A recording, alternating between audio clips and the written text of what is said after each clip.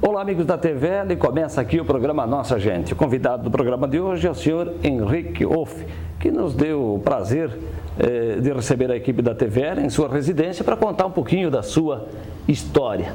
História que começou quando o senhor nasceu, e justamente aqui em Blumenau, em 1921. E 21. É um bom tempo, né? Vai ser 86 anos. Em que lugar de Blumenau o senhor nasceu, Henrique? Aqui em Salto Weissbach. Salto Weissbach, na rua Johann Hoff, onde hoje a rua onde nós morávamos recebeu o nome de Rua Johann Hoff, porque o meu pai era o morador mais antigo lá e também o meu avô também quando veio da Alemanha, ele nasceu nesse lugar. Então o seu pai empresta o nome a uma rua de Blumenau? Sim. É a Rua Johann Hoff, que vem aqui do Leite Trevo até na Velha Central. O senhor disse que o seu avô, a sua família é de origem alemã. De que região lá da Alemanha? Norte da chamava-se Schleswig-Holstein. É no norte, bem no norte da Alemanha. Henrique, muita gente, independente da sua origem, italiano, polonês, alemão, gostaria de reconhecer o lugar onde vieram os antepassados. O senhor teve essa oportunidade de conhecer o lugar? Tive lá. Nós fomos jogar baralho, skat, chama-se o nome do baralho da carta, é um jogo de baralho, né? Fomos a Hamburgo, convidados por um time de lá de Hamburgo, e de lá eu peguei um amigo aí, me levou lá no lugar onde o meu avô e a minha avó também foi batizada nesse lugar, nessa igreja. Essa igreja foi fundada em 1470. E qual é que foi o sentimento, aquele momento de voltar na história e descobrir de onde vieram os seus avós?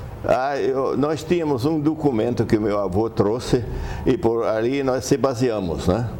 E aí mandei uma vez uma cópia disso aqui lá para a igreja luterana, lá foi a igreja luterana de Bovenau, é o povoado da onde eles vieram, chama-se Bovenau, não Blumenau, Bovenau. E de lá eu consegui então uns endereços, etc, para chegar lá no ponto onde nós queríamos, né? E quando o senhor chegou lá, qual foi a sensação? Eu me entusiasmei por isso, saber, né? Por causa disso eu saí de Hamburgo para lá, para reconhecer, para ver a naturalidade lá. Eu fui ver a chácara onde meus avós, tanto avô como a avó, trabalharam numa chácara lá, uma chácara. Naquela época nem todos, após guerra com a França, que a Alemanha perdeu, aí só tinham os ricos que tinham bens, digamos, chácara, terrenos para plantar. E eles trabalhavam como escravo. Eles ganhavam, não bem escravo, mas eles ganhavam tanto para sobreviver, não?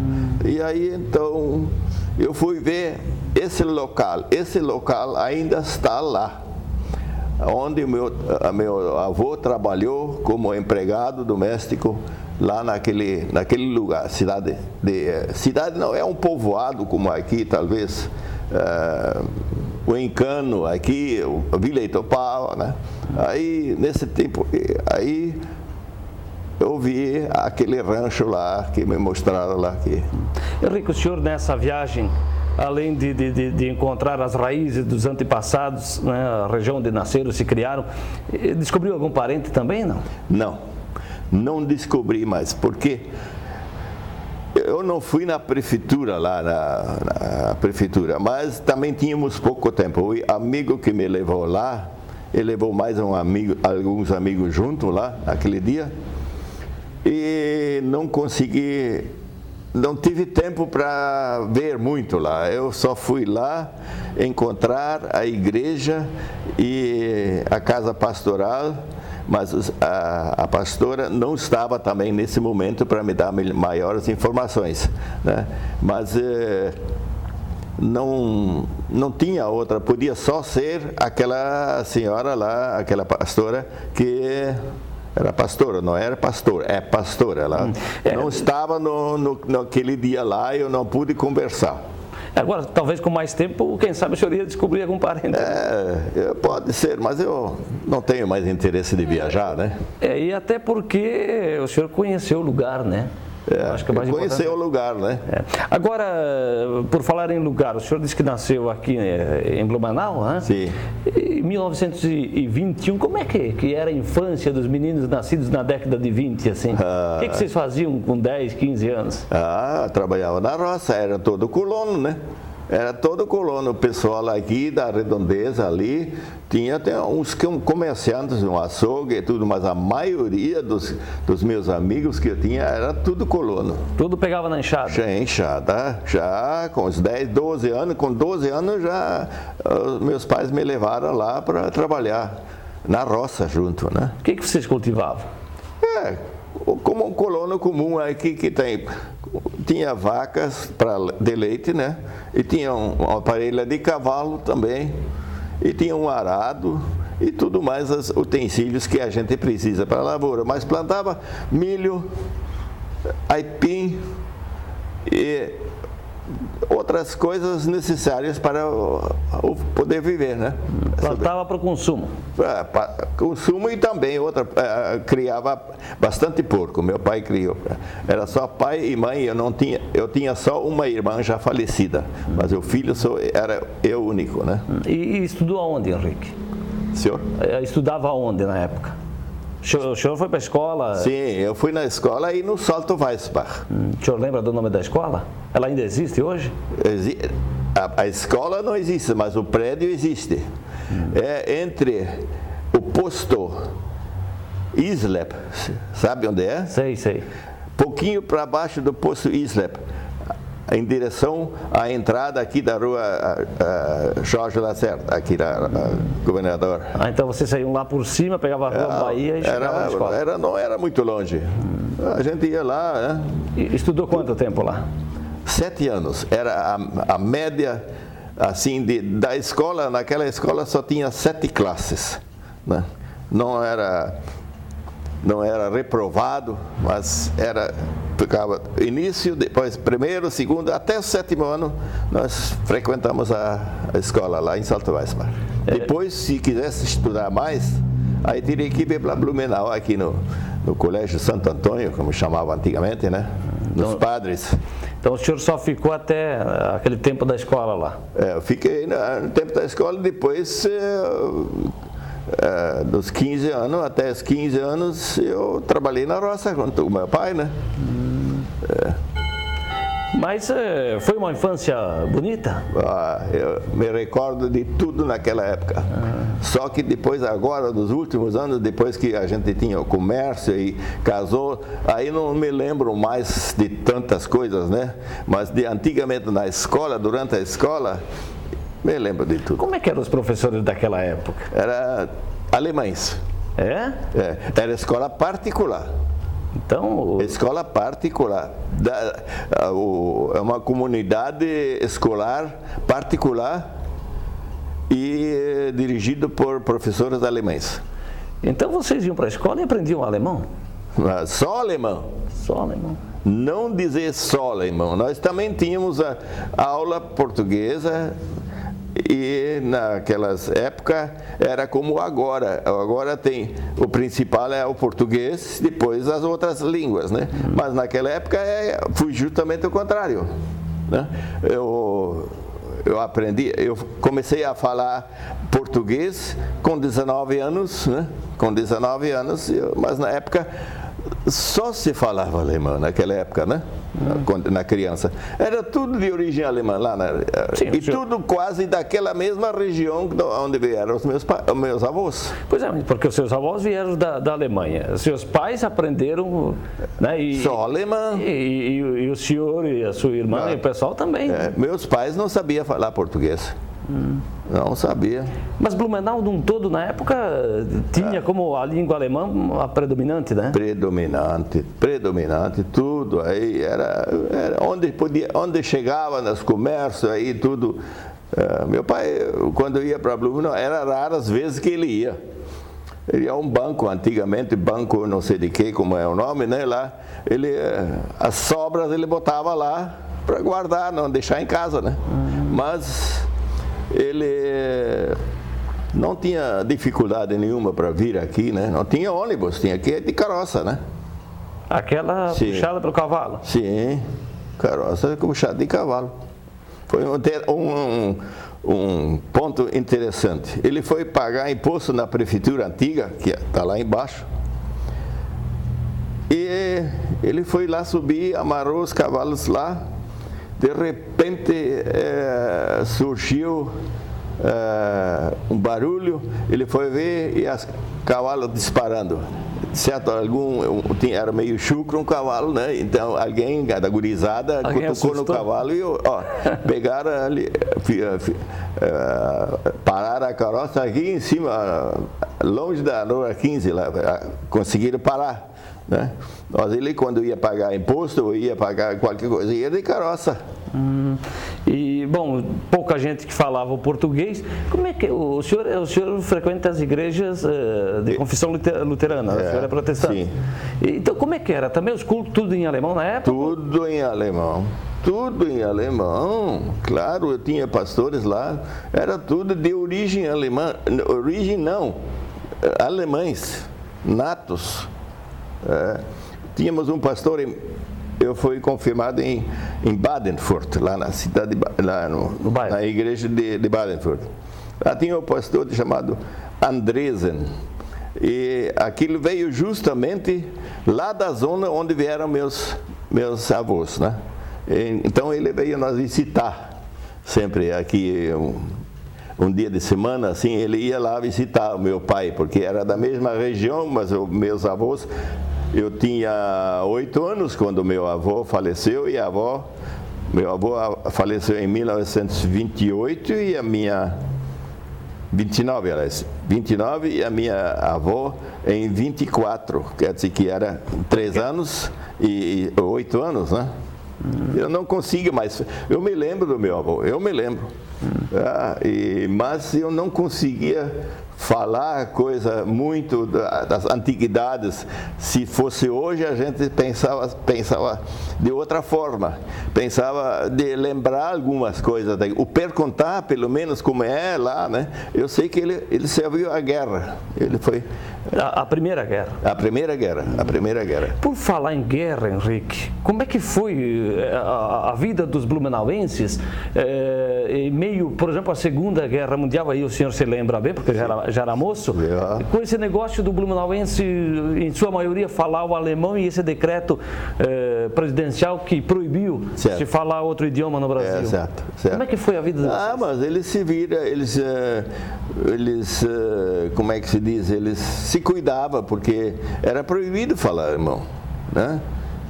Mas tinha sempre um espaço aí vago para onde eles iam, por exemplo, no banco ou em qualquer loja lá, né? Vamos dizer, ele não fazia grandes compras, né? Mas ele tinha os seus lugares onde comprava roupa e tudo, mas todo mundo falava alemão lá, mas era perigoso. Na época de guerra quase ninguém saiu de casa. Na nossa zona lá, né? Guardava em casa. Não tinha luz elétrica, não tinha rádio, não tinha televisão, não tinha nada. Como é que vocês ficavam sabendo das notícias da guerra? Só um jornal, só pelo jornal. Só pelo jornal. Tinha 2 jornais aqui. Era o Blumenauer Zeitung, onde eu trabalhei, e tinha o Urwaldspode. O Urwaldspode era a tipografia bluminense. Mas não fecharam os jornais também? Os jornais eram também escritos em alemão, né? Tudo escrito em alemão, E eu fui trabalhar lá no Blumenauer Zeitung eu cheguei lá por intermédio de um amigo meu de escola. Ele me conheceu, que ele sabia que sabia bem o alemão, falar, escrever, tudo certo. Então ele me levou lá para no Baumgartner, Blumenauer Zeitung. E na Blumenauer Zeitung era escrito em alemão, era tipógrafo, né? Não é um jornal como hoje, offset, essas coisas. Sim, sim. Era tipo por tipo, letra por letra, colocado. Sim. E depois de usado, colocado no seu devido lugar. É aquele do... Tipografia, o senhor conhece? Sim, aquele que faz com chumbo, as letrinhas. Letrinha de chumbo. Uma letra atrás da outra. O senhor fazia o que lá no jornal? Fazia fazia a composição para sair o jornal. Saiu sexta-feira o jornal sempre, né? Era semanal? É, semanal. Henrique, nós vamos fazer um breve intervalo. Sim. Depois vamos dar continuidade a essa conversa, pode ser? Pois não. Então, até daqui a pouquinho, na sequência do nosso programa Nossa Gente, entrevistando hoje Henrique Hoff, contando essa bela história de vida, um pouquinho do passado blumenauense, da década de 20, 30, 40. E agora, no próximo bloco, nós vamos voltar um pouquinho mais no tempo para falar também de outras atividades desenvolvidas pelo nosso entrevistado. Até já!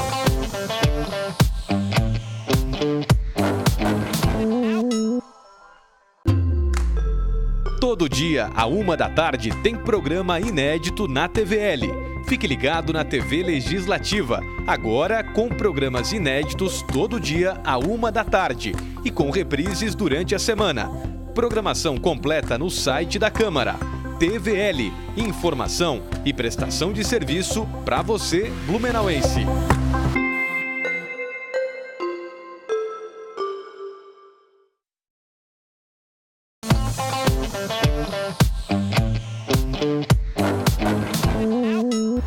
Estamos de volta na sequência do programa Nossa Gente. O entrevistado de hoje é o senhor Henrique Hoff, que nos conta sobre a sua vida de 86 anos, né? 86. O senhor já fez aniversário esse ano ou não vai fazer? Já, eu fiz em dezembro 86. Então vai fazer 87 em dezembro 87. próximo. É uma vida, né? Bom, é uma vida que merece ser contada aqui, né? Mesmo que a gente tenha um pouco espaço de tempo. A gente falava no bloco anterior sobre a Primeira Guerra Mundial, que o senhor teve amigos e antepassados que vivenciaram esse momento, mas depois, né, o senhor acabou enfrentando dificuldades aqui na cidade, principalmente por falar o alemão, em meio à Segunda Guerra Mundial. O senhor acha hoje, já com o passar do tempo, que o Getúlio, presidente da República na época, agiu corretamente? Eu achei, porque tinha gente aqui, alemães, que vieram direto da Alemanha, nossa gente brasileiro-alemão, vamos dizer assim, né? Eles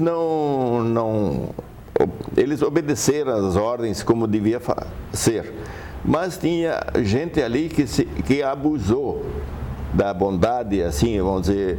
Eles não reconheceram bem que o Brasil era a segunda pátria deles. Achavam que eles podiam maneirar aqui e mandar aqui, né? Não quero dizer mandar, mas eles não obedeceram às regras que o Getúlio instituiu naquela época. Até porque eles estavam morando aqui, né? Eles estavam morando aqui, gente velha aqui, eu tenho diversos aqui que sofreram muito, eu não quero enumerar, mas eu sei uma porção. Houve perseguição, então? Houve, mas eles provocaram o governo. Eles provocaram o governo.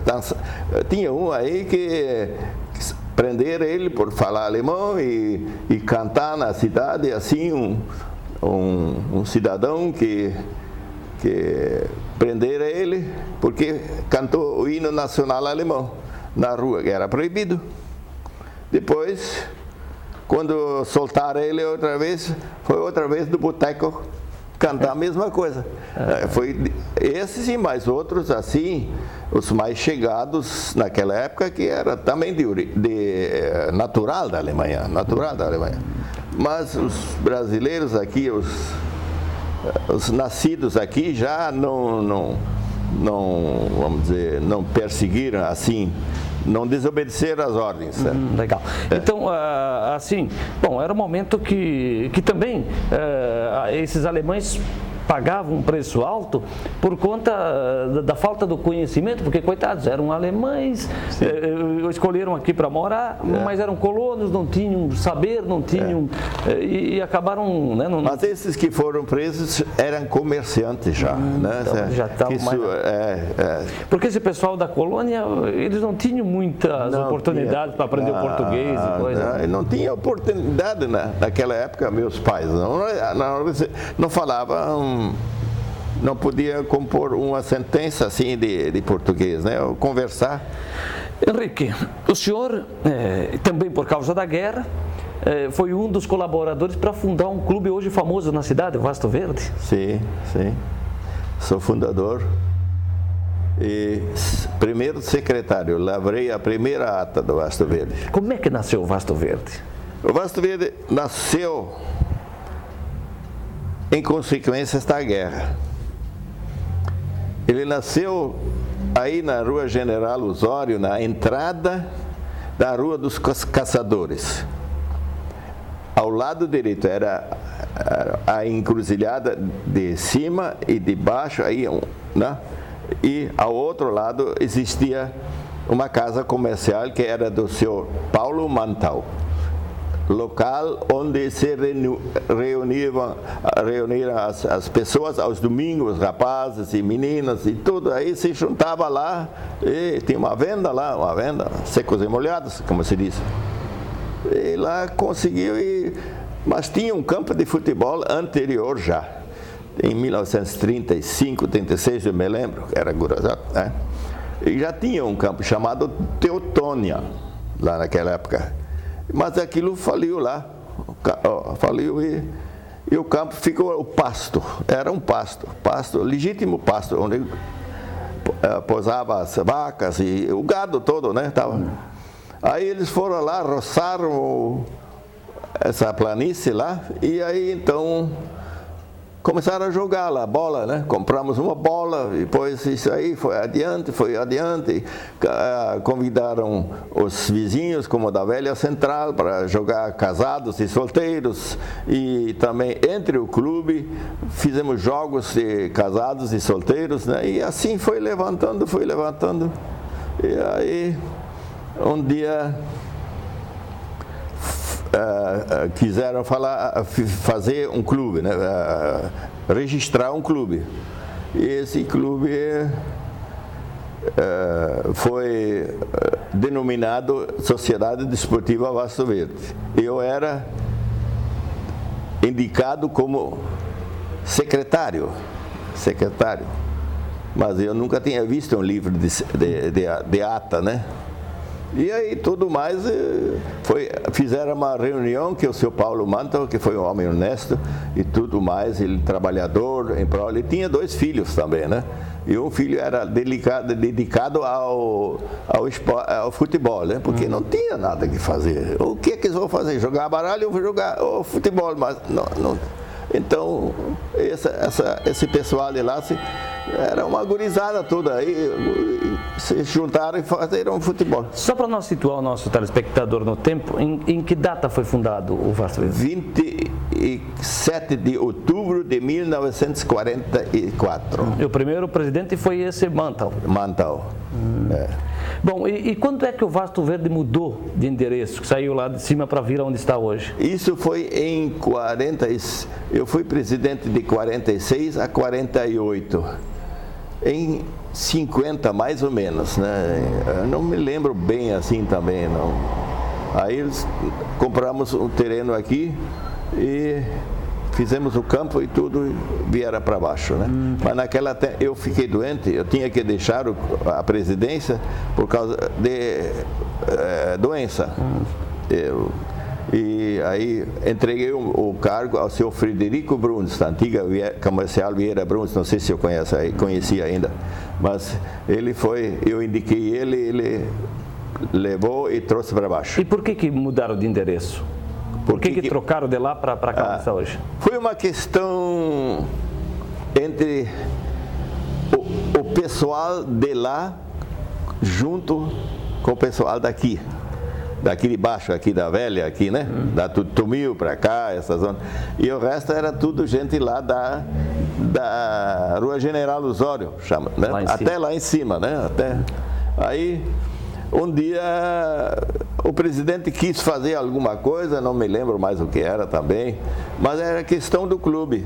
Ele queria assim e o pessoal daqui de baixo queria diferente. Então, houve aquele racha, né? Então, o pessoal daqui convocou uma reunião e o presidente de lá ele não tinha nada a ver. Então, queria eleger uma outra diretoria para vir para baixo aqui, né? E aí se racharam. E aí surgiu a sede aqui. Veio aqui. Henrique, bom, o clube já nasceu com o propósito de praticar o futebol. Sim. Mas o Vasto Verde teve, inclusive, time profissional, né? Teve o profissional, sim, não sei mais em que época era. Foi ali nos anos 50? O Vasto Verde foi campeão de Blumenau da segunda divisão em 1948 e 1950. Então. São duas vezes assim. Era campeão em 48, vice-campeão em 49, 50. Era outro campeão do centenário Blumenau. O senhor também batia uma bola ou era só dirigente? Dirigente, secretário. Eu fui nomeado secretário. Ô Henrique, além do futebol, o Vasto Verde desenvolveu e desenvolve outras atividades hoje ricas na cultura alemã, por exemplo, bolão, tiro, essas coisas. Sim. E a festa de rei, rainha, essas coisas. Isso é uma coisa separada. Mas vou lhe contar muito. Assim por cima. Quando eu era presidente, era só o futebol, sabe? Só o futebol e me deu na cabeça em 1946, todos os clubes aqui eram fechados, não tinha aberto ainda as competições e as festas de rei e tudo. Mas eu digo, não, isso aqui tem que mudar. Então resolvi fazer uma festa de rei. Festa de rei. Como existe hoje, né? Tradicional mesmo. Só com ar comprimido, naquela época, né? Eu fiz e não perguntei ninguém e fiz a festa. E deu certo. A primeira festa já tinha bastante gente mais e inscreveram-se nesse dia 80 sócios. E aí começou o departamento de tiro, né? No segundo ano já experimentei atirar com arma, bala de 22, né? E foi indo, o clube levantou. Mas isso foi uma injeção de vida. O departamento de tiro deu aquela vida que era necessária. Henrique, o senhor, além de atuar muito tempo no Vasto Verde, também teve uma passagem lá pelo Clube de Caça e Tiro Velha Central, né? Mas eu queria destacar uma outra atividade e que talvez seja mais importante como prestador de serviços. O senhor tinha como é que chama? É uma fábrica ou uma empresa de carimbos? Fábrica de carimbos. Tinha fábrica de carimbos. Essa fábrica de carimbos eu comecei lá em 1951. Eu era zelador do Clube Caça e Tiro Velha Central. E trabalhava na Gráfica 43. Eu sou o primeiro tipógrafo da Gráfica 43, com mais 2 colegas que trabalhamos lá quando começou a Gráfica 43. Aí eu saí de lá e comecei por conta própria. E foi em 51 e trabalhei até os 87 aqui, né? Aqui 36 anos. 36 anos confeccionando carimbo. Existiu a minha firma. O senhor prestava serviços para quem? Para que tipo de empresa? Fazia carimbo para todo mundo? Eu fiz até para Pernambuco, para Minas Gerais, e lá no norte não tinha mais um lugar que pedia carimbos de mim. Porque aqui no Rio Grande do Sul e Paraná, no interior, porque naquela época o Banco do Brasil, ele colocou em todos os municípios, quase instalou novas agências. E esses instaladores, muitos daqui eram de Blumenau, como Itajaí, Brusque, Timbó, isso era tudo daqui. Mas daí foi transmitido como vamos dizer, uma doença. conheceu o meu serviço, outro conheceu o meu serviço. Aí cheguei a fazer carimbos para o Rio Grande, aqui no interior, e no Paraná também. Inclusive, forneci carimbos para a agência central de Curitiba, porque tinha um gerente lá que me conheceu o meu serviço, eu fiz carimbos para lá também. Vou lhe fazer uma pergunta para não fechar o programa. O senhor lembra quantos carimbos o senhor confeccionou? Fez? Traga um caminhão grande aqui, senão... Que não cabe. Não cabe. Henrique, muito obrigado pela entrevista. Henrique Hoff foi o nosso entrevistado no programa de hoje. Um grande abraço a você que ficou conosco e até o próximo programa.